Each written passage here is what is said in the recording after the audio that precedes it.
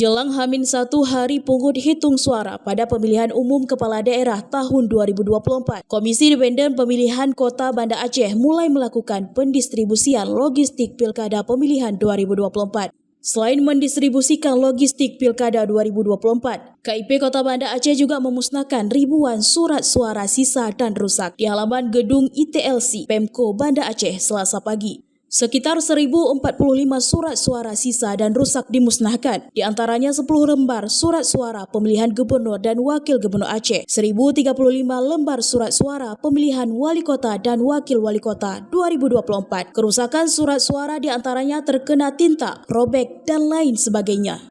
Usai melakukan pemusnahan surat suara, Ketua KIP Banda Aceh yang didampingi unsur Forkopimkot Banda Aceh melepaskan pendistribusian logistik pilkada ke 335 tempat pemungutan suara yang tersebar di 90 kampung yang ada di Kota Banda Aceh. Distribusi logistik ke 90 kampung yang ada di Kota Banda Aceh. Jadi logistiknya kita pastikan ya sebelum asar insya Allah itu sudah sampai ke kampung-kampung di Kota Banda Aceh. Dua jenis surat suara yang kita musnahkan, ya baik yang sisa baik maupun yang kondisinya rusak seperti itu. Yang pertama ada untuk pemilihan gubernur, ya, kedua yang ada pemilihan wali kota dan wakil wali kota Banda Aceh. Dengan total jumlahnya adalah 1045 jenis surat suara yang kita musnahkan pada hari ini.